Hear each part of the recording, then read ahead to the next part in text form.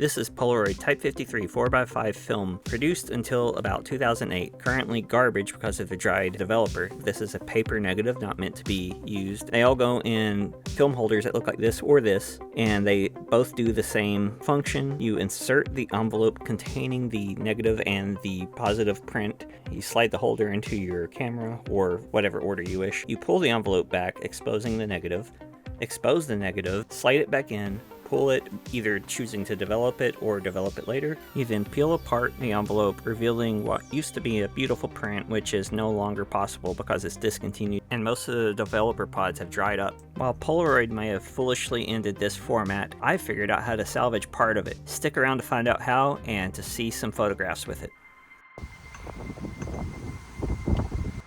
It was 2008 when they killed it, but it was 2020 when it came back.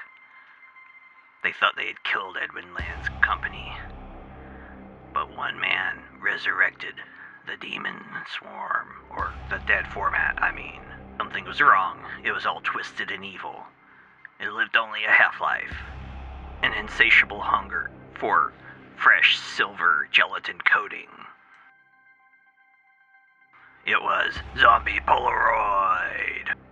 When there's no more room in film hell, the dead formats will walk the earth. So I recently came across a sizable cache of Polaroid Type 53 black and white film. Long story short, it was an incredible peel-apart black and white positive format, and this stuff expired in 2004, which means the developing pods were ultra dry. But I thought, what if I could do something to retrieve one or both parts of this? And that led to these experiments. Will be 10 minutes after a 3-minute pre-soak in water, room temperature. So attempt number 2 yields a ghost of an image after 10 minutes of stand, but I can't be sure that the monobath isn't pretty much exhausted. So considering the monobath is probably HC110 mixed with some kind of ammonia substitute and rapid fix, I decided to just put it in straight HC110, well, a very strong dilution of it, and I will fix it in TF5 for about 2 minutes, just to see if I get a result. If it overdevelops, that's awesome. If I get a black image, that means I'm gonna get an image. I just have to dial it back to the right spot. Join me on Sunday, November 29th for another film photography live chat, this time with Taylor Stels. She's basically what I'd consider a film evangelist. Her link will be in the description, and I'm going to post the link to the discussion shortly after this, and will also be in the description. And the chat will only be up so long as the live event is posted, because I'm going to hide it and post bits of the conversation, because when I repost the whole thing, it has a tendency to die, and I have too much fun doing this to let it just kind of go away. Anyway, back to our program. So unfortunately, number 3 was an inconclusive failure because I taped the negative in the wrong direction, so I can't be sure about how much contact it actually had with the developer, if any. So it's hard to tell, but there is a line here, and I'm going to keep washing this. There's development on this negative.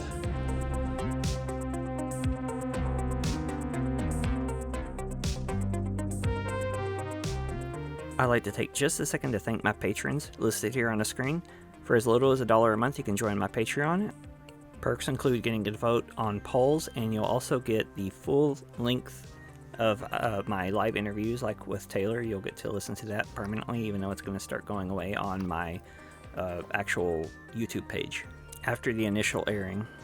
Thank you to anyone who can help, however you can help.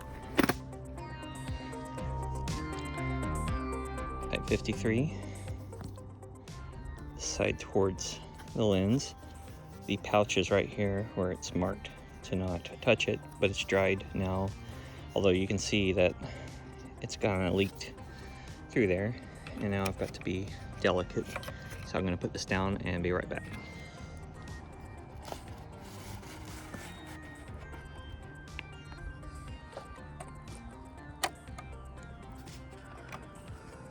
The envelope, and go out here and give it a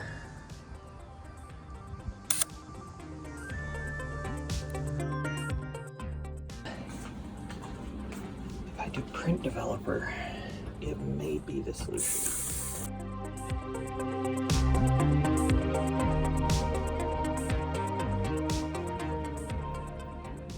In the interest of not knowing how long this is going to stay fixed, before I go any further, I used a high density 1:4 mixture of Ilford Multigrade Developer for 5 minutes with constant rotation. I am now going to try to see if I can permanently fix this and grab one more photo before I'm out of time. So I'm going to go ahead and take a risk of filming this when I'm not sure about my results, so etc. We have an actual negative again. I have created a repeatable process. There's shadow detail. There are clouds in here. I'll be right back. I gotta clean this. And here's how the first negative looked. Pretty empty. And here is the ghost of an image that showed me there was some kind of development possible. Here's the negative as it was drying and my second negative as it was drying. And here are the first scans from a flatbed scanner of my Polaroid Type 53 black and white negatives created from the negatives and Type 53 peel apart 4x5 Polaroid film. I am completely thrilled with it. I love those little meshy Polaroid borders. Despite my success, there was still one serious problem.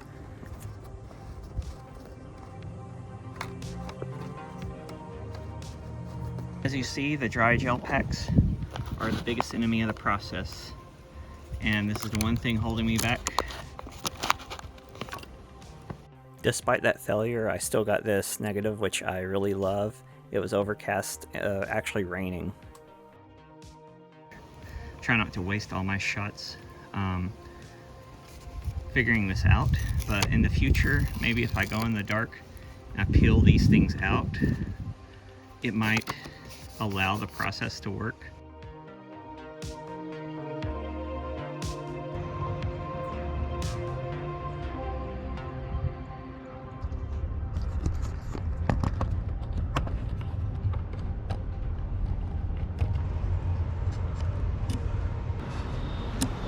Forgot the light meter says 100, and I'm gonna get one more real quick.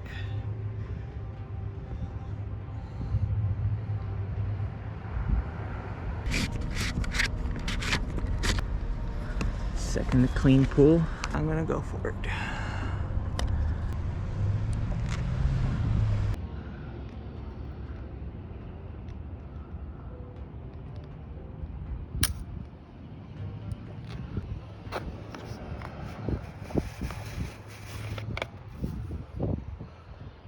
Everything worked out. All three of my no pod pulls worked. Try saying that a few times. And these tests actually turned out. There's some flatness issues that I'll probably be able to solve by just pressing down on the scanner lid, but I just wanted a quick and dirty, does this thing work? What's interesting is these are fairly overexposed, so I wonder if I could shoot this at 400 and get a better result. I'm just trying to reduce the experimentation as much as possible because I had a limited supply because this film doesn't exist anymore. They're all dried out now. So these are trash, but they're really nice film. So what I figured out on this one is that there's the print and then there's a negative. I can still make the negative work. And despite new pandemic worries, I actually did get to do a photo session with this stuff before I solved the pod problem with Allie at this recent shoot, which I will link at the end of the video so you can see the rest of what we got that day. I've metered this shot at 100, and this was actually a failure created by the pod, and you'll see it in a second. There you go. And if only I had figured it out earlier. But we still got a different one, and I rated this at 100 ISO, and this one seemed to turn out better, but actually it may also be overexposed. But I kind of want to show the conditions a little bit more where the shot actually took place. This was the background, this is the lighting. She was in open shade. I don't remember what I was metering at, but that will give you a baseline for what you're about to see.